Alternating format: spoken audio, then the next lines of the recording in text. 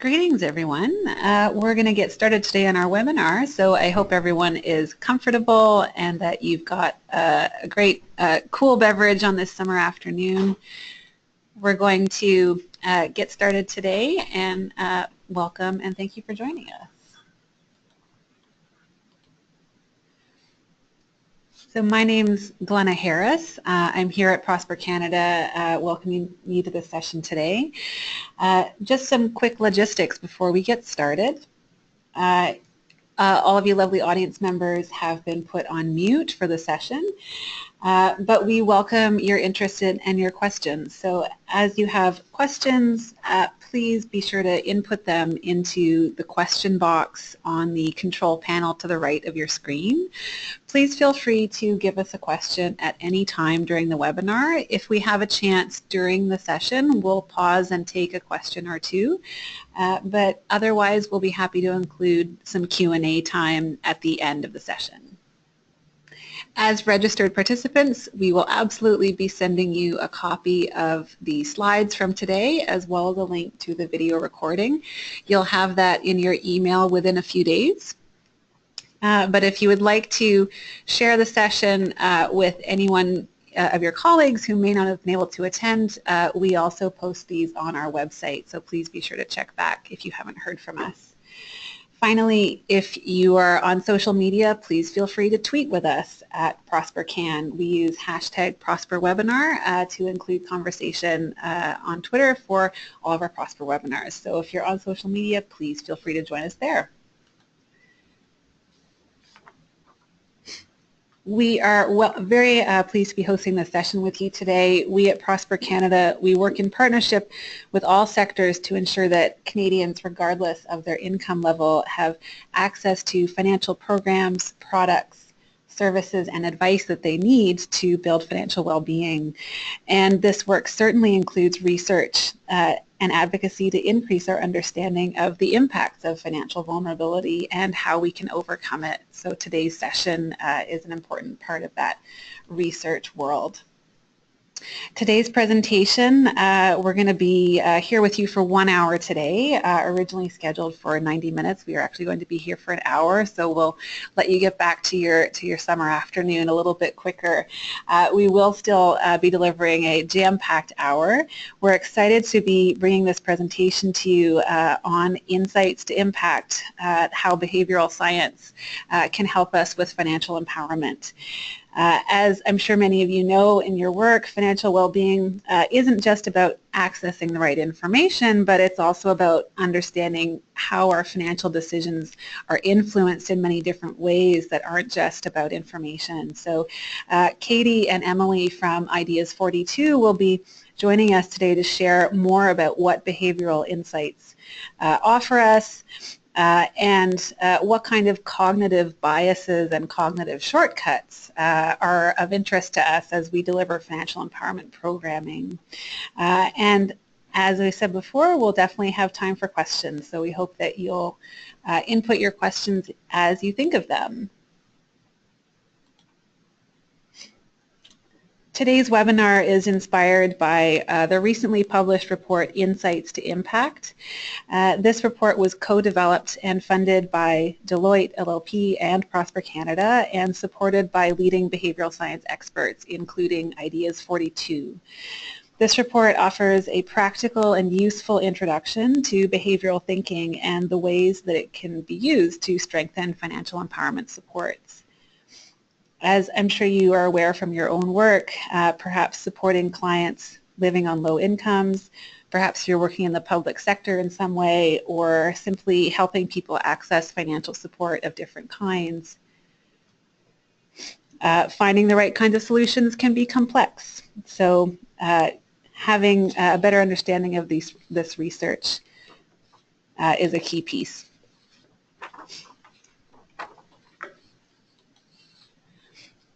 So on that note, I'm so excited to welcome our presenters, Katy Davis and Emily Zimmerman from Ideas 42.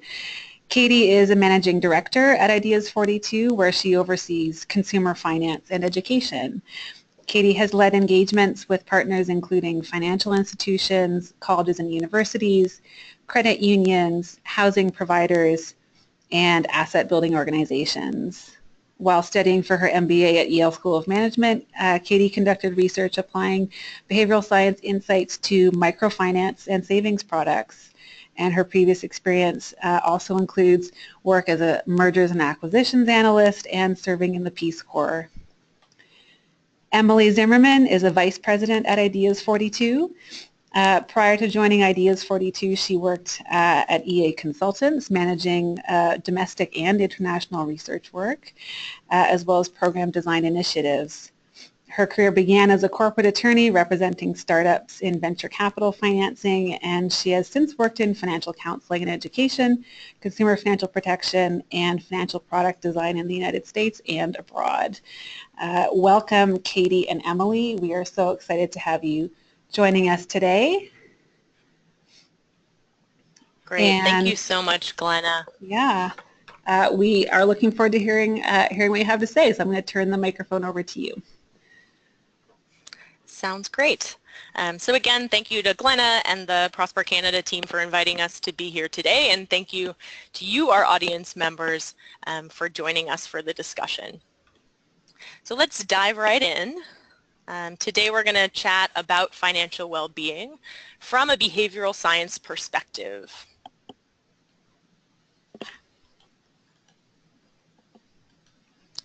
So what does the behavioral perspective mean?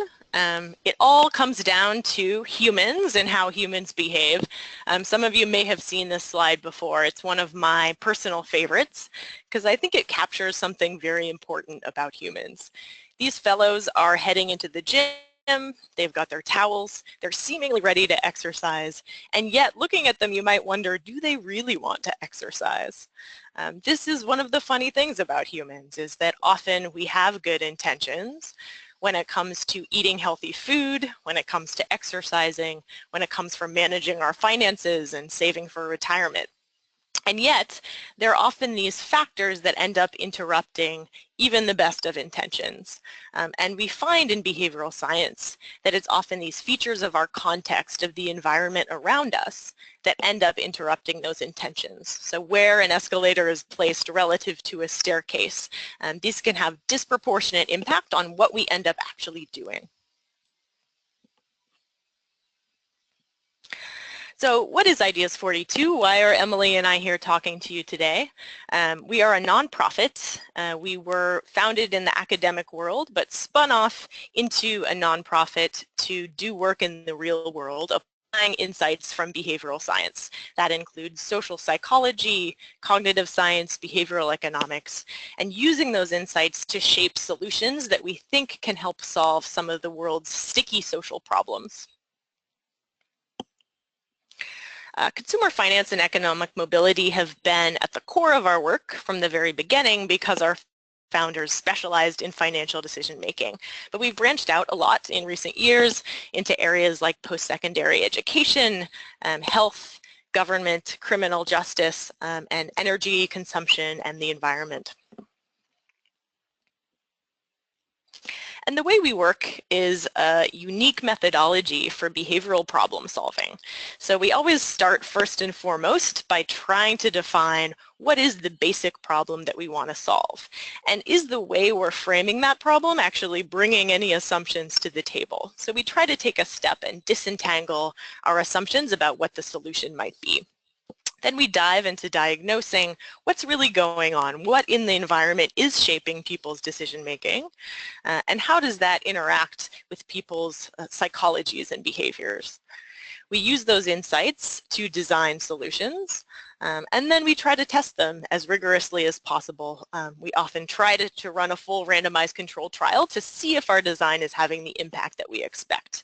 And then finally, we want to share all of our insights with the world, with organizations like yourselves who are putting these ideas into practice.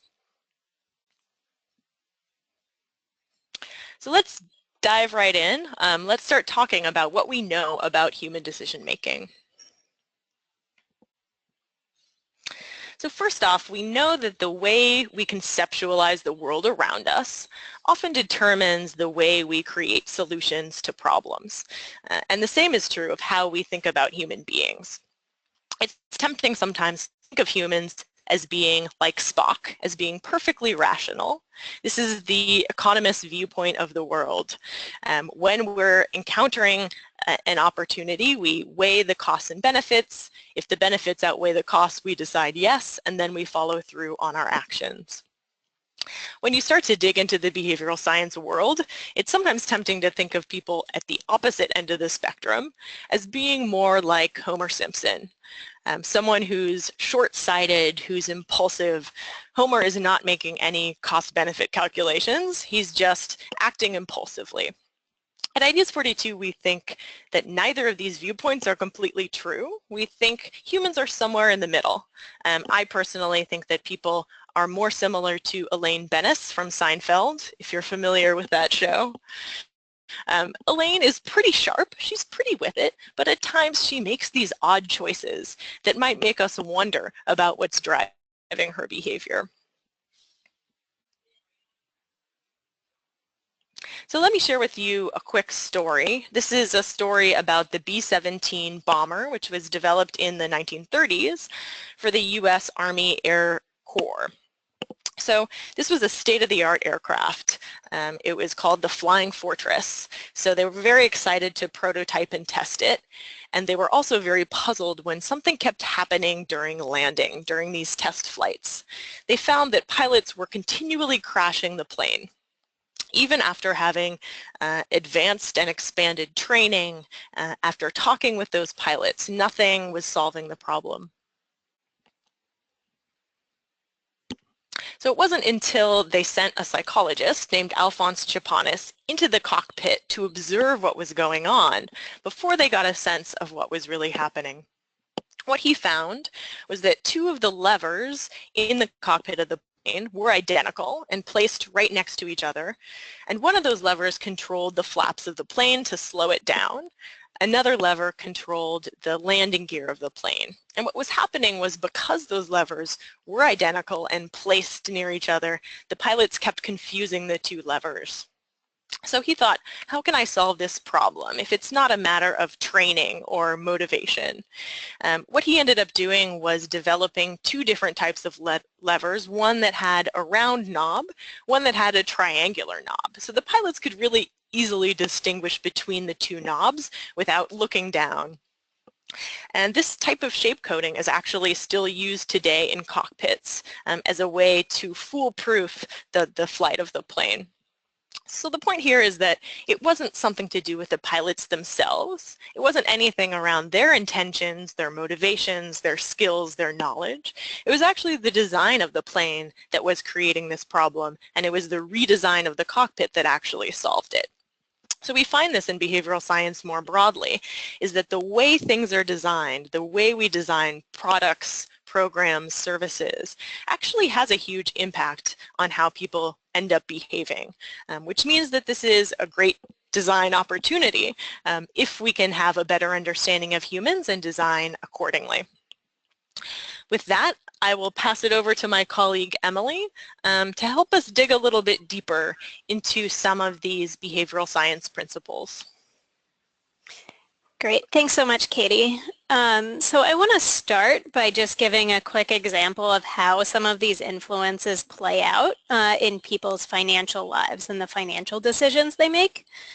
So this slide shows the results of a survey that was conducted with employees of a very large US-based corporation about their retirement savings intentions and behaviors. So you'll see on the slide the majority of respondents to this survey reported that their current retirement savings rate was too low. And over a third of those who said that their savings was too low actually had a very concrete intention to increase their contribution rates very soon, sometime over the next 2 months. But of those people who intended to increase their savings rates, who recognized that they were saving too little, only about 3% actually followed through any time over the next 4 months. And what we see here is a really large gap between what people want to do, what they think they should do, what they intend to do, and what they actually follow through on. And addressing this type of what we call an intention-action gap is one of the key focuses of behavioral science. It's one of the areas where behavioral insights and behavioral innovations can really move the needle the most in helping people to follow through on what they want to do. Going back to sort of the concept of thinking about the context that Katy mentioned earlier, I want to make a point about a really important element of the context, which is scarcity. And one way to think about this is by imagining two different suitcases that you might have when you're packing for a trip. So the suitcase on the right is very small. It doesn't have a lot of room. It doesn't have enough room even for some things that you might absolutely need, let alone any luxuries, and certainly not enough space to sort of leave some extra space for things you might pick up on your trip. When you look at the suitcase on the left, it's much bigger. There's plenty of room in this suitcase for everything you definitely need, most things that you might need on occasion, and also some room for contingencies, things that you might need to pick up on your trip. So you can think of that as having a little bit of slack in your packing. And the takeaway here is that when you have the suitcase on the right, which has no slack, every decision that you make is extremely consequential, and even the smallest mistake can be really disastrous. And if we step away from the kind of trivial example of this suitcase and go back to people's financial lives and financial decisions, we see that over time this context of scarcity can create enormous cognitive strain that actually leads in many cases to worse financial decision making that influences the scarcity problem further. So one sort of concrete example of these cognitive effects that scarcity can have is a study that our founders conducted, an experiment in a shopping mall in New Jersey, where they recruited a group of shoppers and they divided them into two groups and went through a simple scenario with them. So half of these shoppers were given kind of an easy scenario. They were asked to imagine that their car has some trouble and that it would cost about $300. And they were asked to think about what they would do, how they would go about making this decision, whether it would be financially easy or financially difficult for them. And for most shoppers, this is kind of an annoyance, but not something that's going to create enormous financial strain. The other half of shoppers were given the same scenario, but instead of a $300 service, they were presented with a $3,000 service. And this is interesting because for someone who's relatively well off, this is still just kind of an annoyance. It is, certainly something that you don't want to deal with, but it's not going to create enormous financial strain. It's not going to create enormous financial hardship. For people who are less wealthy, this might actually lead to some substantial financial hardship. So after the participants were given one of these two scenarios to think about, they were all given cognitive aptitude tests. And when we look at the results of these tests, on the next slide, you can see the performance of shoppers who were given the easy scenario is shown in blue, and the financially difficult scenario is shown in red. And for wealthier shoppers, you can see that their performance was about the same regardless of the scenario that they were presented with. And you can also see that for less wealthy shoppers, in the easy scenario shown in blue, their performance was more or less the same as that of the wealthier shoppers. Where we see a really big difference is with the less wealthy shoppers who were presented with this difficult scenario. They performed significantly worse than the wealthier folks who were given the difficult scenario, and also significantly worse than the less wealthy folks who were presented with the easy scenario. And the takeaway here is that even just thinking about a stressful financial situation can be enough to really tax your mental bandwidth in a way that influences your ability to make complex decisions and sort of manage your life going forward. And this is a general concept that many different behavioral solutions seek to address in different ways and to compensate for in different ways, and we'll see a couple of examples coming up. So before diving into examples of how to use behavioral science to build financial empowerment, I just wanted to make a quick point about what financial empowerment is and what contributes to it. So this example on the slide is actually drawn directly from the Insights to Impact report. And we can think of these as kind of 5 elements that contribute ultimately to greater financial security and well-being. And these are sort of necessary contributing factors that all have behavioral aspects to them.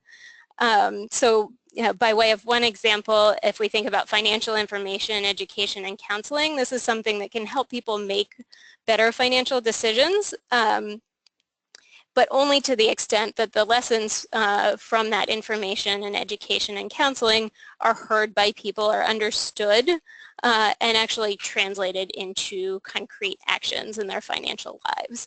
And there are behavioral barriers that come up sort of along the road that can bar people from experiencing those benefits. So that's the focus of what we're looking at today. The first example I want to highlight is also mentioned in the report. This is an example from a financial institution in the Philippines called Card Bank. So a very different setting from the one that most of us work in, but a problem that is quite familiar. So the underlying problem that we were trying to address here was that Card Bank customers weren't saving enough. And this manifested itself in account inactivity, so people were opening accounts and the majority of them weren't making even a second transaction within the year after they opened it. And also very small deposit amounts among people who were making transactions. So most deposits were hovering right around the minimum deposit amount that had been set for these accounts, which was a little bit less than $1, so very, very small deposits. If we take kind of a traditional approach to looking at this problem, it might lead us to make some assumptions about what's driving it. So we might think, oh, these are poor people. They may just not have enough money to save, and that's why they're not making deposits. We might think that they don't want to save.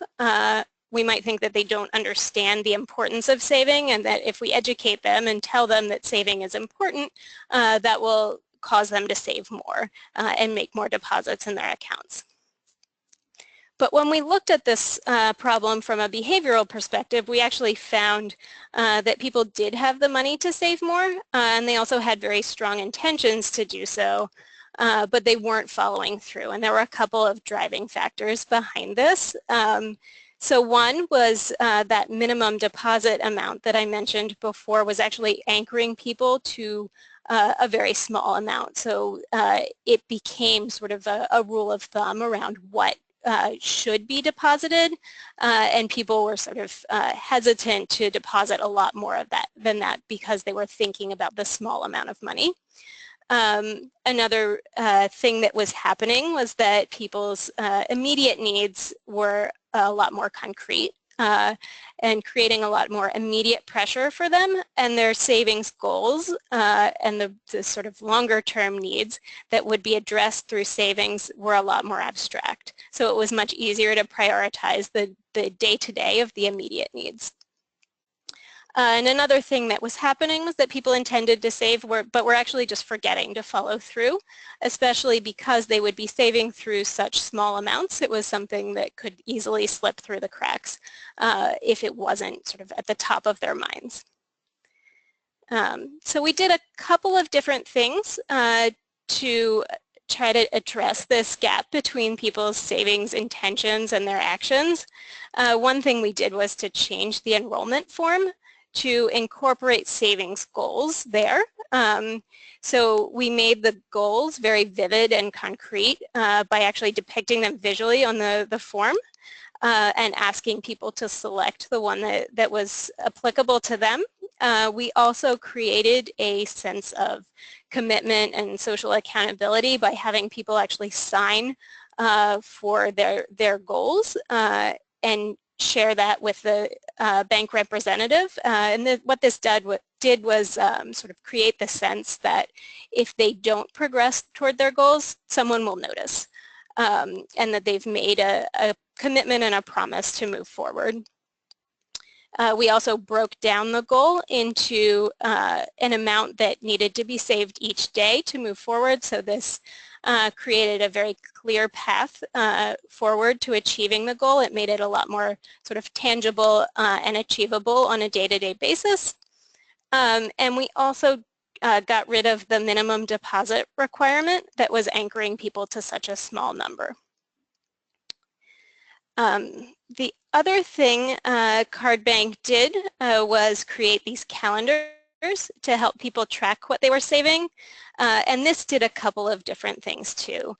First, it was a visual reminder of the savings goals to make sure they're top of mind, and it by having the savings amounts sort of broken out by day, it reinforced people's progress, and it also highlighted to them when they weren't making progress.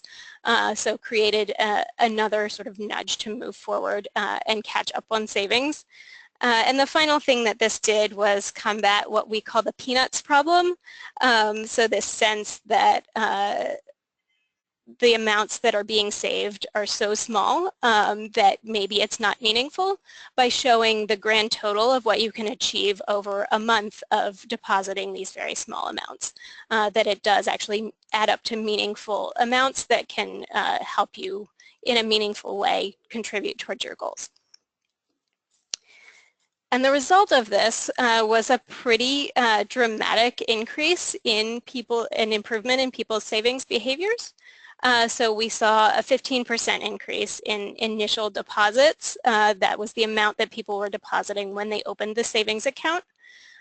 We saw a 73% increase in customers who made another savings deposit after that initial deposit when they opened. And we also saw a quite substantial increase in the average savings balance of all customers over time. And these were all relatively small changes that had a really substantial impact on what people were doing. And the really interesting and important point to me from all of this is what all of these things did was help people to follow through on what they previously actually wanted to do. So we're not changing people's attitudes about savings. We're not really educating them. We're just helping them to follow through on what they want to do. Emily, I just have one quick question for you, just about the calendar you were speaking to. So was this like a paper tool, a hands-on sort of pen and paper kind of tool? Exactly. So this is something that was given to the customers when they opened the account. So I was just curious about that, because we have so many technology options to us right now, and in thinking about the clients and the users that might benefit from these kinds of interventions. Do you think there is, you know, one way or the other, pen and paper versus smartphone or other electronic means? Do you think the method of tracking these kinds of things makes a difference? I think the short answer is that it probably depends on the context. In this case, we visited a lot of people's homes in that area, and we found that paper calendars from retailers were actually quite common. So we knew that if we gave out these calendars, people were likely to place them in a prominent place in their home. Whereas if this were a different environment where people have mobile phones, maybe they have an app that they're using, I could imagine adapting it for a technology context in that sense. We did send some email and text message reminders in this project as well, so there was a little little bit of a technology component. But yeah, I think it all gets down to how are people interacting with these tools and what do we know about the environment where we're rolling it out. That's great. Thank you. One last question.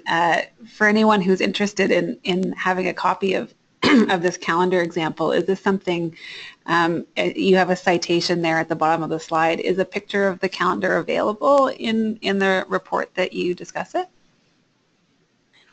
I believe it's available in our report, Improving Micro Savings Outcomes, and we can include a link to that in the deck that we ultimately share with the audience here. Perfect. That would be great. All right. Thank you. Great. Thanks so much. So I will move on to the next example, which is in a different setting in which people were trying to save again, but didn't have access to a formal financial product to help them along. So again, quite a different context, but we can think about the ways that this might apply to people who are a little bit closer to home. So the underlying problem here was quite similar to the one we saw in the Philippines. People were struggling to set aside savings. And the sort of context here that is relevant is that people were getting cash payments that were very volatile, very irregular, and this led them to focus very much on short-term budgets and really take it 1 week at a time. So they were focused on immediate and present needs. People also had a desire to save, but they weren't following through. So when we think about the behavioral approach to this problem, there was a very strong focus on the immediate pressures of immediate needs, and this was really driving a lot of people's inability to set money aside to save and also to sort of keep that money aside and not dip into it. So one thing that was happening was that people were thinking very much about their immediate needs that were right in front of them. Another thing that was happening was because people are operating in a cash environment and money is fungible, it was very difficult for them to track what they were spending and how they were spending their money, and it wasn't always obvious when they had dipped into money that they'd intended to set aside. And the other thing that was happening is that there were no immediate consequences for dipping into savings. So there would be immediate consequences if the person had to go through the hardship of foregoing something that they wanted to spend on in the present, but if they sort of dipped into the savings, that wouldn't become obvious or present to them in the short term.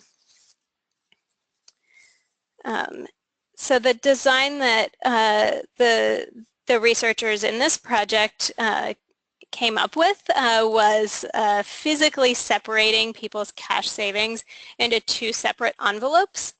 And on these envelopes, they put a picture of the participants' children.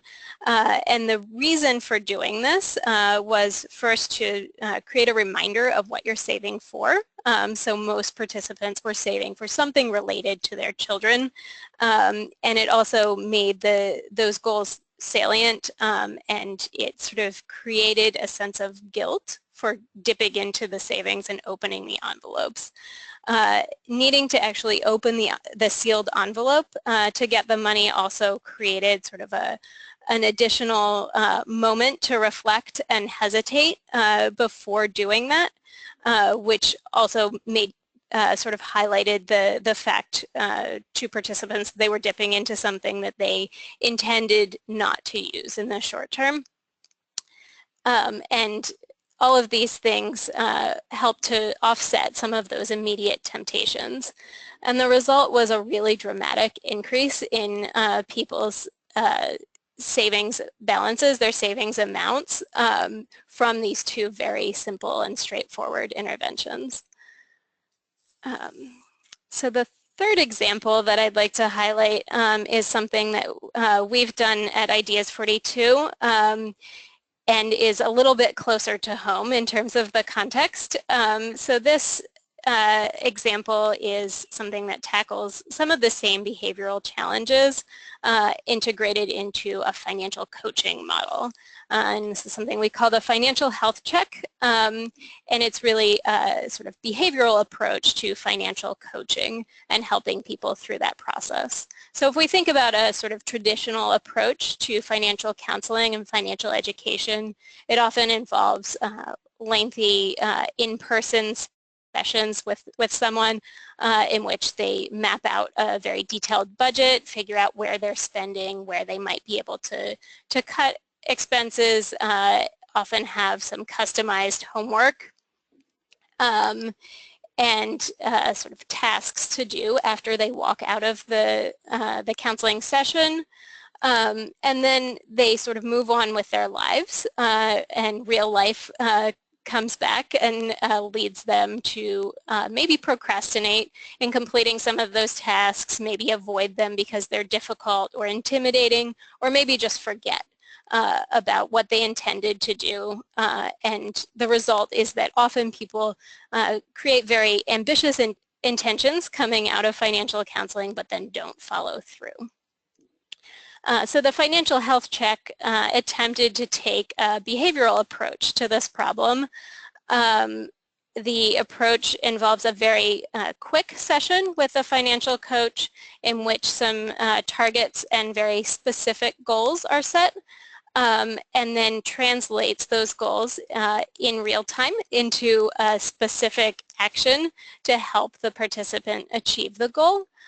So what's done is that after setting these goals, which often include goals around savings, the participant is guided to automate a transaction to contribute more to savings. And what happens here is that everything's sort of done in the session. So that when the participant goes back to real life, they don't have to worry about the procrastination, the avoidance, the forgetting to carry out follow-up tasks. And this allows them to sort of move forward and immediately take the actions that they intended to take. So the results from this were, again, a pretty substantial increase in savings balances across the board for participants in this program. And this was at kind of all levels of savings. You know, one result that's really kind of interesting to me is looking at people who had no savings at the start of this program.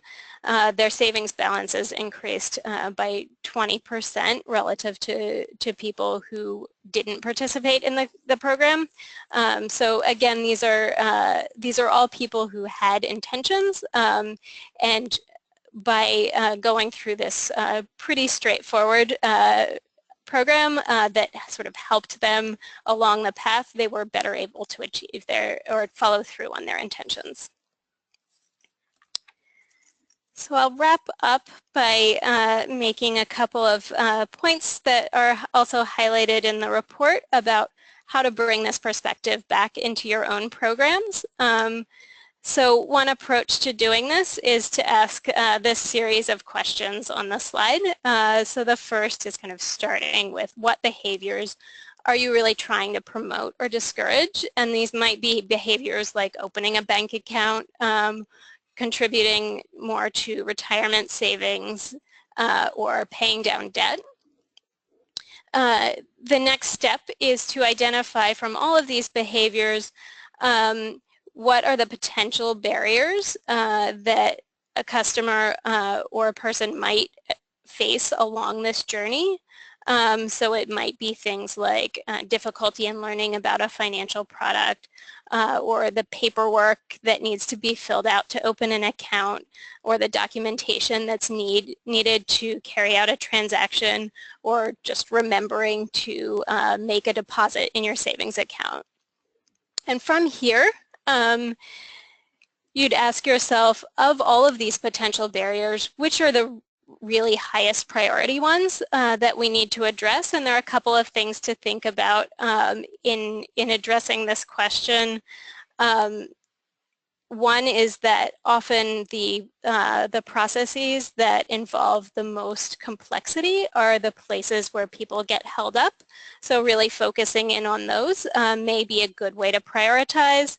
Another thing is kind of looking at the customers that you're working with and what and where they've been held back most in the past and honing in on those specific bottlenecks. And finally, one approach to this is to look for some easy fixes. So it might be that you see some barriers around the paperwork that people need to fill out, and there's some simple way to simplify that paperwork that can really, in a very simple way and easy with an easy and straightforward change, really help people's to improve people's actions. The next question is to think about what behavioral insights can I apply to reduce these barriers, and we'll have a little bit more on that on the next slide. And finally, is to think about is this intervention working or not? And in an ideal world, this involves testing the intervention against a control group and then using those insights to make tweaks to improve the innovation that you've come up with. There are other ways, if you can't do an experimental study, to still learn something about whether the intervention is really addressing the behavioral barriers and helping people. But again, sort of taking that moment to test and look back at what's working and what's not is a great way to identify what needs to be tweaked and how you can improve the innovation. Emily, just one question for you, and you might be getting into this in your in your next slide. But I'm thinking about in terms of the potential barriers piece. There might be a situation I can think of where there might be clients being supported who maybe have various different kinds of crisis happening in their life, or maybe they're experiencing several different kinds of barriers at once.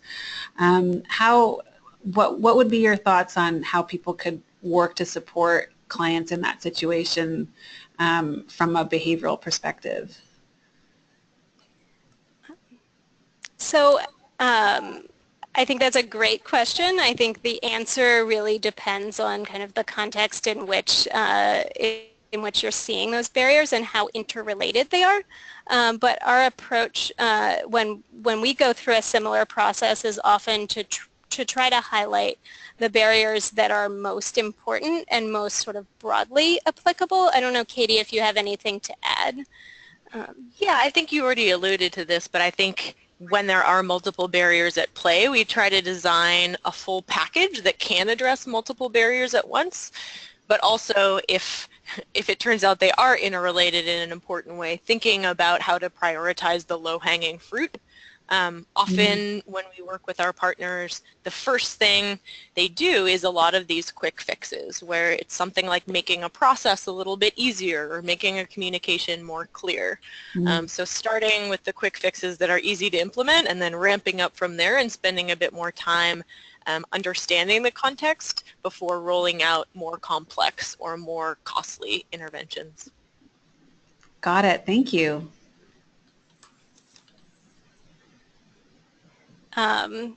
So last, I want to just highlight a couple of aspects that we think of as really key to good behavioral solutions. And again, this was drawn directly from the Insights to Impact report.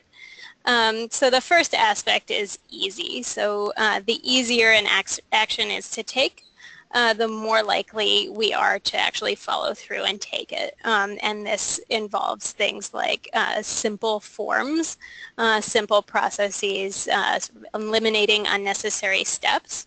But we can also think about ways in which this same tendency can actually be leveraged in the other direction. So going back to the example from India, actually putting an extra step into the process for people, an extra step that was needed to dip into the savings by opening this sealed envelope created a moment of hesitation for people, and it created a moment to reflect and actually kept some people from moving forward with that sort of impulsive decision to dip into the savings. So this is interesting to me in that we can kind of think about it as valuable in two different directions. The second aspect is attractive, so we're much more likely to do something if it is grabs our attention very quickly. So this often has to do with prominent visual cues in line with the example from Card Bank that actually showed savings goals in a visual way that captured people's attention and reminded them of the sort of important things that weren't always right in front of them. The third aspect is social. So here we think about the way in which other people that we come into contact with can shape our behaviors in really powerful ways. And here we can think about innovations that would highlight ways in which other people in the participants' community or in their network are taking good financial actions as a way to encourage them to sort of follow along. And the final aspect is timely. So here what's really crucial to remember is that our attention spans and our memories are very limited. And we're being constantly bombarded with information and sort of requests for our attention. So this means that any intervention that we come up with is most likely to be effective when it's combined with an immediate opportunity to follow through and take the action that's needed. So here I'm thinking in particular about automating transactions as a part of that financial health check within the same meeting. So creating or highlighting the intention and then immediately creating an opportunity for people to follow through. Here are just a couple of our favorite resources for thinking about and learning about some of these problems and some of the innovations that can be used to solve them. You'll get a copy of the slides, so you'll have these for reference. And here I think wrap up and we can take any questions. Thank you, Emily and Katie. That's been such a dynamic presentation and so valuable hearing about the examples that you've worked with in different settings. In Canada, we also deal with a wide variety of financial supports that people need help with. So I think hearing about these different cases has been so valuable, and especially these little details, like sometimes it comes down to sealing the cash in an envelope so that maybe it's a little bit harder to get to, and things like that. So thank you. This has been really helpful to listen to. We're happy to have a few moments for questions. So if anyone listening, if there's something you've been thinking about, please feel free to type your question into the question box. We've got about 12 minutes or so remaining in our time today, so we do have a few moments for questions. Katie and Emily, just to get us started, I'm wondering about how to maybe convince people. I don't know if that's the right word or not, but in hearing you speak with these examples, it seems so obvious that of course the behavioral approach is so helpful, but we do sort of as a group tend to cling to the rational perspective very often. We tend to want to think that we're all very logical, rational people. Why do you think that is? Why do you think we sometimes are still swayed by the logical idea behind all of this? Sure, I'll share my perspective and then let Emily chime in. I think it's much simpler to view us as being rational. Like it's a much more useful framework for understanding the world if we can imagine that this is how humans make decisions. I think often when you first start learning about behavioral science, it feels like it's adding complexity and making it seem as if these decisions are sometimes completely random or unpredictable. Where I think behavioral science can help is identifying the areas where it is predictable, where we can understand how humans are likely to react. So I think it's tempting to cling to the rational model just because it's so straightforward and gives us a simplified view of the world. And behavioral science does introduce more complexity there. But luckily, I think it can also just give us a better understanding of humans. And as Emily mentioned, we always try to promote testing because often our intuitions are wrong. So even when we know behavioral science, it's really important to continue to question our assumptions and examine whether things are having the impact we might expect. Yeah, so I totally agree with all of that. I think the only thing I'd add is that one of the things that's most interesting to me about this field is that a lot of these insights and these solutions seem kind of obvious in retrospect, but when you go through the process, they don't feel as obvious, and they're not necessarily always what we would have expected, even when we start going through the process. So I think just becoming familiar with the types of bottlenecks that people face, the types of things that come up repeatedly, is a good way to sort of keep us open-minded about when this might be happening and when people aren't acting like Spock and being perfectly rational. That's great, and that actually you've started to answer another question that we had that's come in here about what if people don't have a behavioral science background but they do want to start to change their products and services so that they're more effective? What would be sort of the best guidelines to start with? And you've started to allude to that. Would it be safe to say that looking for where the bottlenecks are is a good first step? I think that's a great first step. On the slide that Emily shared with a lot of the resources that she mentioned, those can be a great starting point, just in terms of helping people think about how this relates to their own behavior. It's often the first aha moment that people have when they remember, oh yes, I intended to go to the gym today and I didn't follow through. Often Nudge is a great book to get started on that journey and thinking about it in the context of our own lives. I would also add that the BHub, the Behavioral Evidence Hub, is a new website. It's a partnership between us and the IPA, Innovations for Poverty, another research organization based in the U.S., as well as CHIBE, Center for Health Incentives and Behavioral Economics, a consortium of health-related researchers. And this is really a joint effort to provide tangible tools that practitioners can use. So this includes studies like the ones that Emily mentioned today that actually show you the design that people tested. It talks a bit more about the context where it was implemented, and it even has contact information for the researchers if you have more questions about how to apply it. It also has a set of audit tools that you can think of as like a quick behavioral checklist to apply.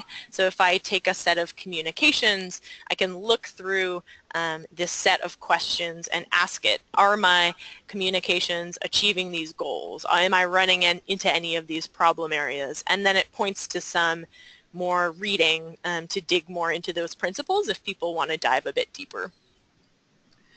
That's great. Thank you. Thank you for reminding us about what we can find in these resources, because I myself am definitely going to want to look more.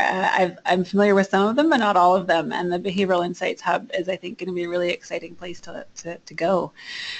We have another question from someone who's working with people on ODSP, which is a social assistance program for people living with disabilities, from the perspective that teaching about savings tools is very, very challenging because of the income level that they're at. So what kind of approach could folks in that position use, like tools to help people who are living on such a limited income? Yeah, that's a great question. There's interesting research from an organization called CFSI, Center for Financial Services Innovation, as well as work from Pew Charitable Trusts and the Urban Institute, looking at this question of small dollar savings and at what level can people afford to save when they do have very limited income.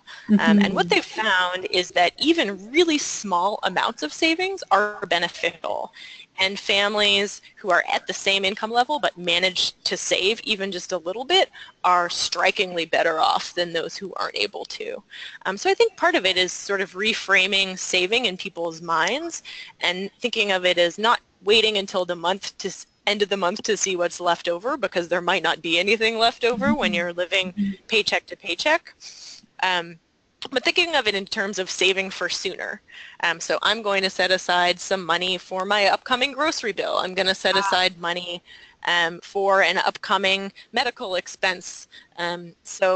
And then see what I have left over from there and set aside even just a very small amount. So I think sometimes our mental model of saving is too long-term, and we don't think of it as just earmarking funds for specific purposes and being content with doing even a very small amount.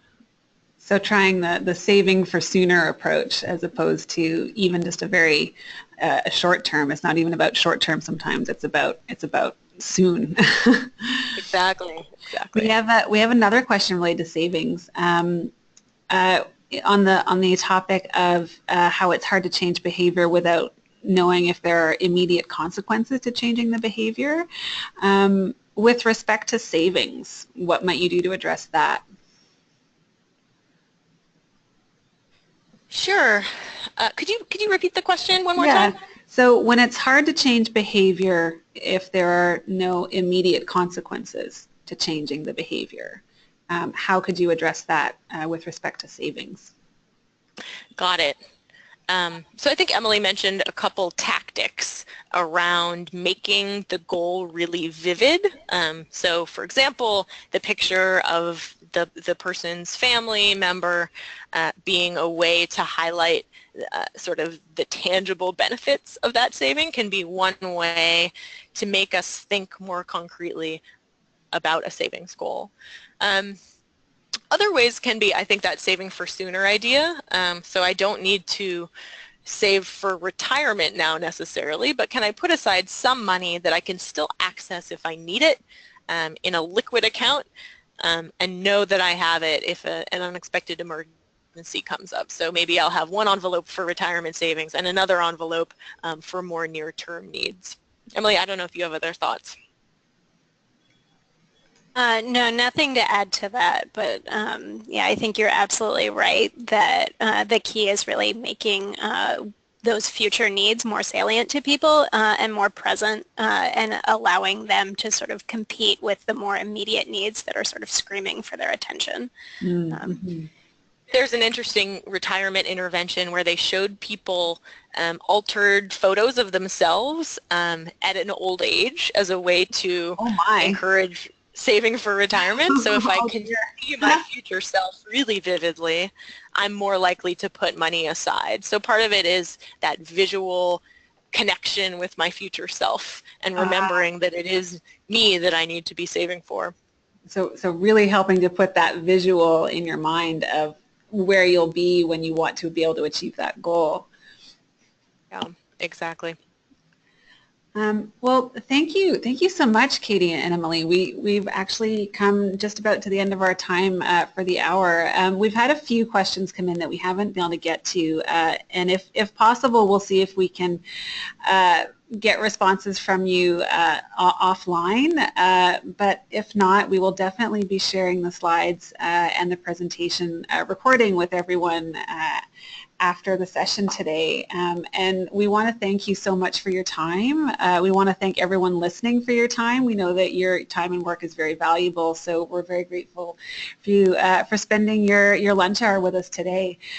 Katie and Emily have given us their contact information, so if you'd like to find out more about the resources they mentioned or anything else, please feel free to get in touch with them. We just want to point you again to two resources on our website that can further your interest in this topic. One is the Insights to Impact report that we mentioned earlier in the session today, and the other is our video recording from our ABLE conference from 2015, which was on the subject of scarcity, why having too little means so much, by the author of the book Katy and Emily mentioned, Dr. Eldar Shafir. So his plenary session really gets more into the research behind how people are affected by scarcity, and you can watch the recording at the link there.